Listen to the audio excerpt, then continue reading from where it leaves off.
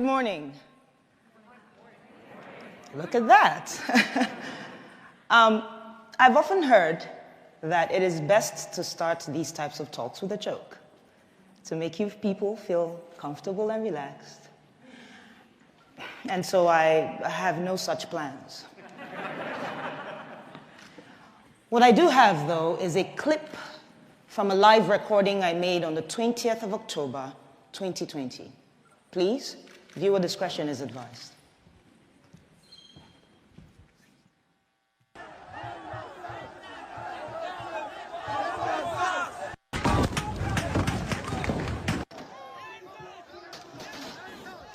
They're shooting us! They shot two people! Oh my goodness! See somebody else. Everybody look at this. These are the bullets that were falling by our side, that were dodging bullets.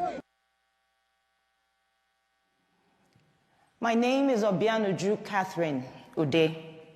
Don't worry, you can call me DJ Switch. I'm from Enugu State, which is in the southeast region of Nigeria. For years, young Nigerians like myself with interesting hairstyles, ripped jeans, iPhones, nice cars, have been harassed, extorted, illegally detained, tortured, raped, and killed by the Nigerian police. Specifically, a unit of the Nigerian police called SARS. SARS stands for Special Anti-Robbery Squad, and trust me, they truly are a special bunch. A special breed of armed robbers in uniform. A special group and gang of rapists with a badge. A special crowd of murderers with a license to carry a gun. For as long as I can remember, we begged and petitioned the Nigerian government to put an end to this corrupt unit. And to their credit, they complied, or at least it seemed like they complied. First, with the disbandment of SARS in 2016, then again in 2017, 2018, 2019. I know it's an abusive relationship. 2020, and I know we all won't be forgetting 2020 in a hurry. As the coronavirus ravaged the globe, back home in Nigeria, we were more afraid of another type of virus, SARS. On the 3rd of October, a video surfaced online where SARS officers shot a young man and fled with his Lexus SUV. We were outraged. But this was followed by the gunning down of an up-and-coming Nigerian musician. I'm a musician. Could have been me.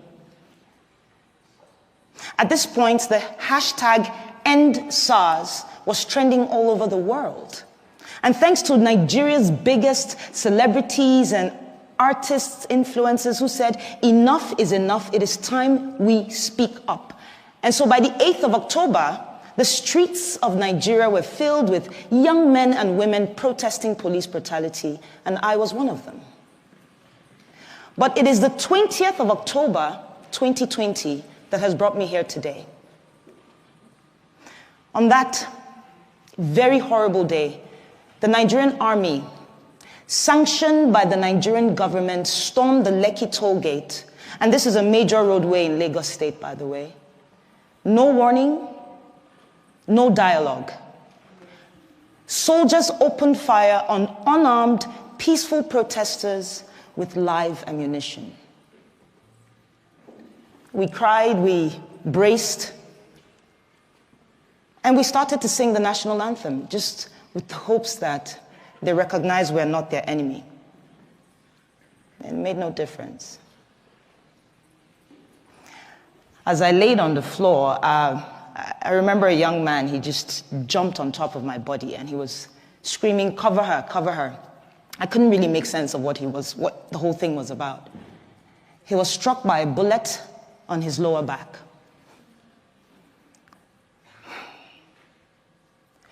I genuinely believe he saved my life, and I don't even know who he is.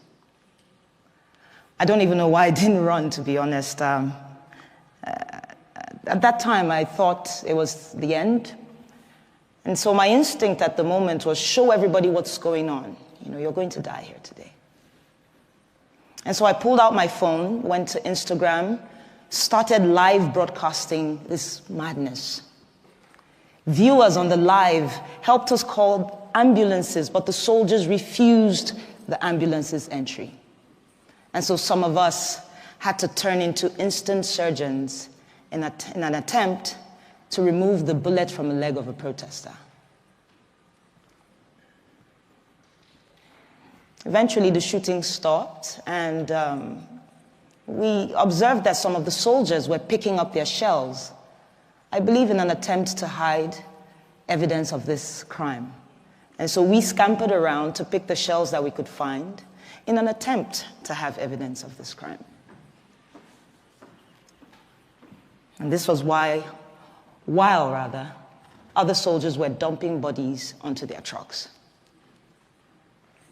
They left, and we felt a sense of victory, you know. Some can't really explain it. We were happy and angry, relieved but in pain.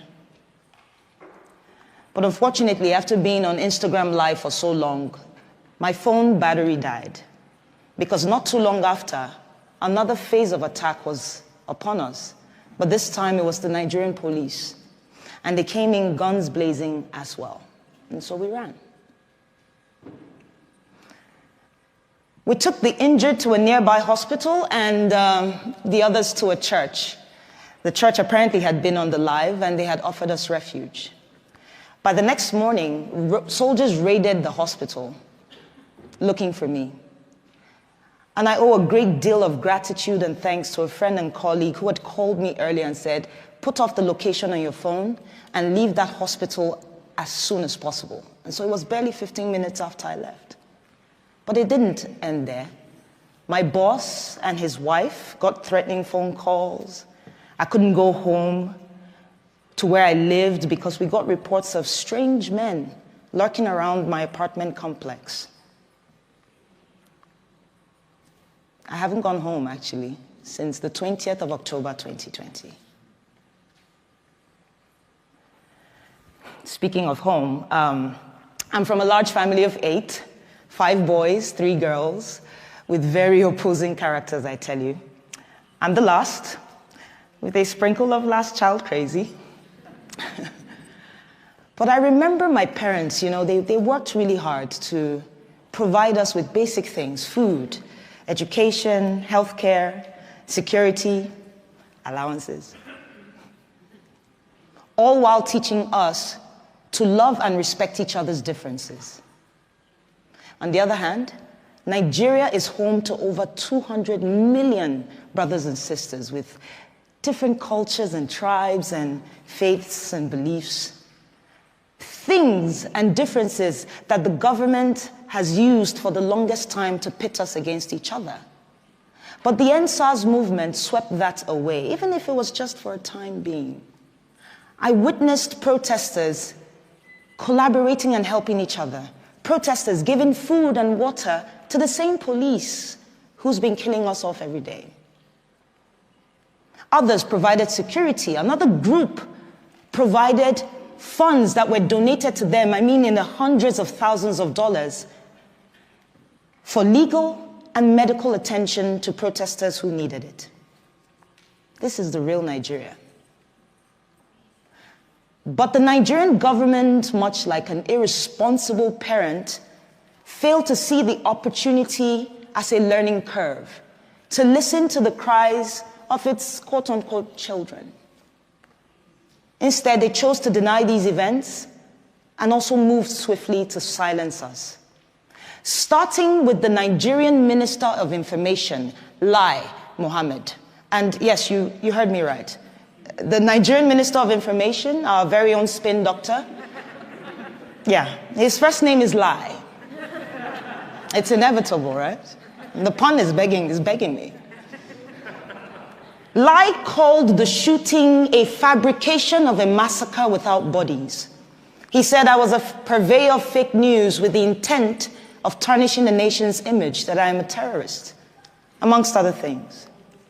The Nigerian army called the shooting fake and that I had made the whole thing up with a green screen. Yes, I have plans of heading to Hollywood after this speech.